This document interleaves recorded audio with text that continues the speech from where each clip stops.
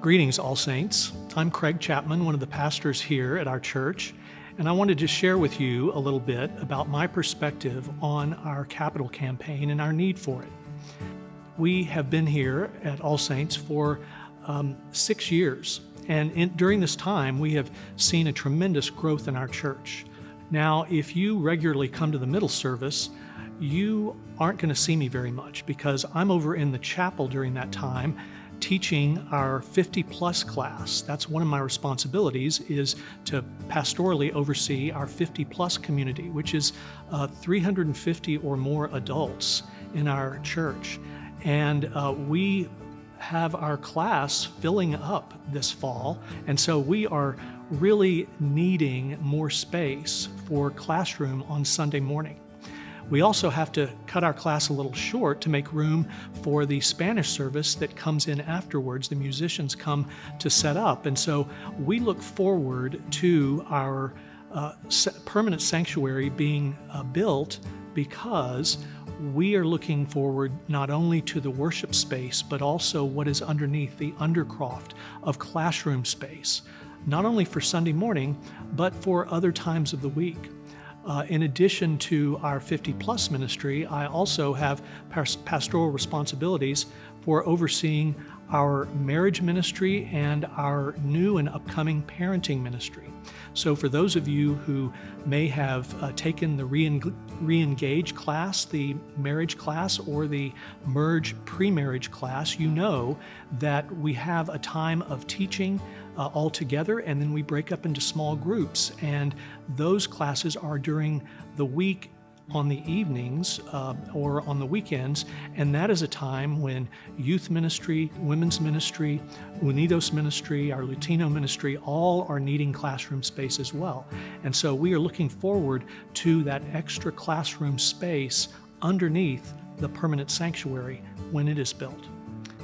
For those of you who may have never participated in a capital campaign before, I want to encourage you to take a step of faith. There were times when my wife and I were not giving to the church earlier in our marriage, and we answered the call, and it was exciting and continues to be exciting to see how God makes the most of what He has given to us when we step out in faith and give.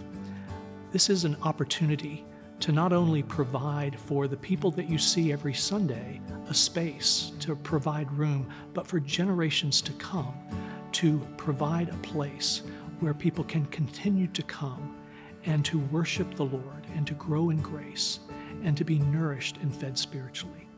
I've been asked by several people, do you think we can be successful raising $30 million? And my answer, in part anyway, comes from the Gospel of Luke. In chapter 21 of the Gospel of Luke, we find Jesus with his disciples in the temple. And Dr. Luke says, Jesus looked up and saw the rich putting their gifts into the offering box. And he saw a poor widow put in 2 small copper coins. And he said, truly, I tell you, this poor widow has put in more than all of them, for they all contributed out of their abundance. But she, out of her poverty, put in all she had to live on. The good news is we are not asking anyone to give all that they have to live on into this capital campaign. What we are asking is that everyone pray and participate. Pray as the Lord would lead you to consider your situation and the needs at our church, and then to participate as the Lord leads. And so, will we be successful in raising $30 million? My answer is, it's not our job. It's not my job, the church's job, or your job to be successful. It's our job to be faithful with what the Lord has given us, and then to leave the success to the Lord. After all, it's all from Him. It's all for Him. It's all for His glory. So thank you for answering the call to pray and to participate in our capital campaign.